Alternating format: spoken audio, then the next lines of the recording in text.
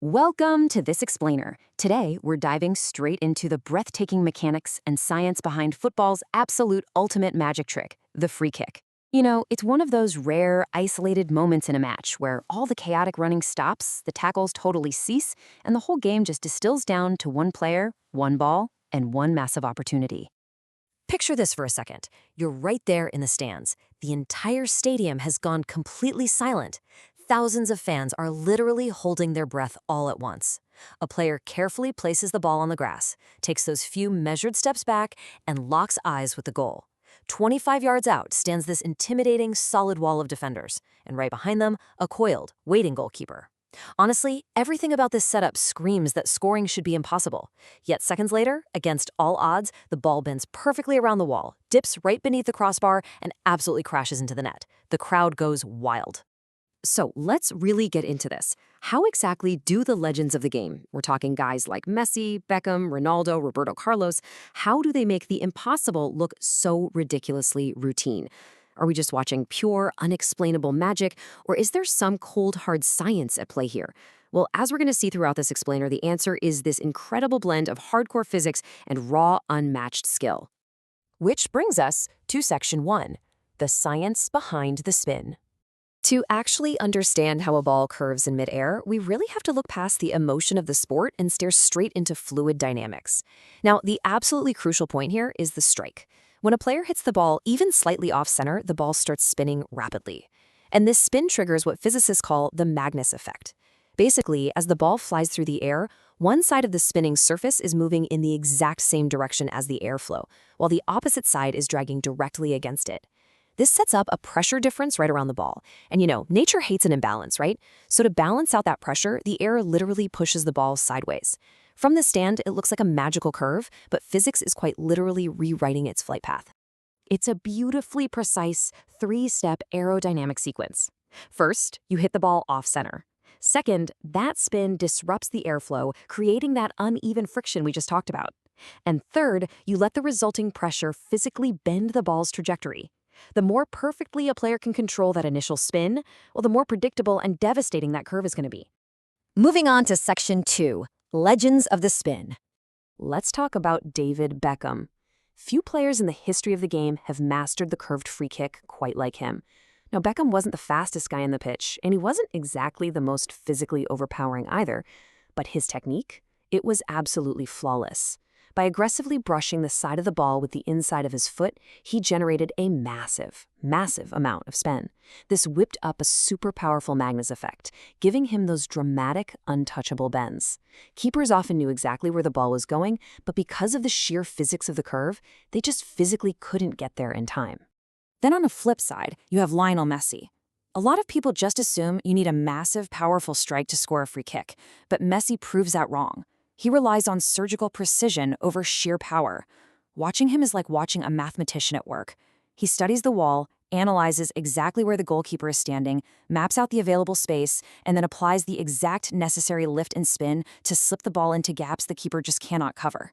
His shots look effortless because he's beating you with pure accuracy, not overwhelming force. The margin for error is razor thin, but his consistency is exactly why he's a legend. Let's switch gears for Section 3, the knuckleball anomaly. So there is a totally stark contrast between these two major techniques. The traditional curve we've been talking about relies heavily on spin to create a predictable, controlled arc. But then you have Cristiano Ronaldo's infamous knuckleball. This technique essentially uses zero spin to create total unpredictable aerodynamic chaos. Now that probably sounds completely counterintuitive, right? Like, shouldn't spin help you control the ball? Well, normally, yeah. But with the knuckleball, control isn't the point. The point is absolute chaotic unpredictability. Like the saying goes, the ball can dip, it can swerve, it can move left or right completely unexpectedly. Because there's no spin to act like a gyroscope and stabilize the flight, the air flows unevenly all over the ball's smooth surface. We're talking about tiny, microscopic disturbances in the air causing violent, erratic shifts in direction. It seriously makes the ball look like it's dancing wildly in the air, leaving even the world's best goalkeepers completely frozen, just guessing where it's actually going to end up. Up next is Section 4, the anatomy of difficulty. Okay, you know that iconic moment when a free kick effortlessly clears the wall and then just suddenly violently plummets into the top corner? It really looks like the ball literally changes its mind in midair. But what you're actually seeing is the combined result of three distinct physical forces working all at once. First, you've got the upward launch velocity lifting it over the defenders. Second, gravity's instantly grabbing it and pulling it back down. And third, the aerodynamic forces generated by the spin are actively accelerating that downward drop. It rises fast and it falls hard. Physics is pulling the strings the entire time. Now, you might be thinking, all right, I get the physics, so I should be able to just go out and do this. But hold on. Consider this number, 8. Mastering a free kick is way more complex than just walking up and kicking the ball as hard as you can. There are exactly 8 distinct variables a player has to control perfectly and simultaneously to actually pull this off.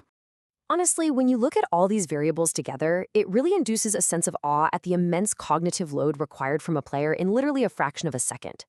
You have power, spin, the launch angle, the exact contact point on the boot, body position, the follow-through of the leg, the current wind conditions, and the precise distance from the goal. Just a tiny millimeter-sized mistake in any single one of these 8 elements means a bit too much spin pulls it wide, or a fraction too much power sends it sailing into the stands. Absolutely everything must harmonize perfectly. And that brings us to Section 5, Science Turned into Art. Hours of practice, thousands of repetitions, years of experience. Look, you can memorize all the fluid dynamics and physics textbooks in the world, but it takes relentless, grueling dedication to actually transform these complex physical laws into a reliable, beautiful art form on the pitch.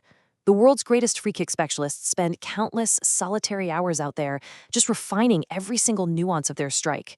Every beautiful curve, every unpredictable swerve you see on TV, that's the direct result of years of completely unseen labor. Of course, the preparation has definitely evolved today.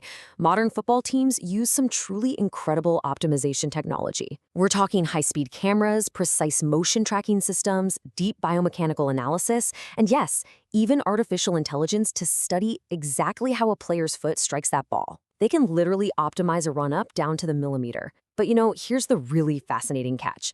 Even with all of this advanced cutting-edge tech at our fingertips, a computer program still cannot step onto the pitch and actually score a goal under pressure. Because at the end of the day, turning all this physics into absolute greatness still comes down to the raw human elements: skill, courage, creativity. It's really about an extraordinary human being standing out there in front of tens of thousands of screaming fans, staring down a wall of giant defenders, and having the sheer audacity to bend the literal laws of physics to their will. So here's what I want you to take away. The next time you're watching a match and you see a player step up, strike the ball, and watch it impossibly bend around a wall or dip violently into the top corner, ask yourself this. Are you just watching a brilliant athletic feat, or are you witnessing a masterclass in applied physics transformed into pure art? Thanks so much for joining me for this explainer. Keep your eyes on the pitch and never stop appreciating the incredible science behind the beautiful game.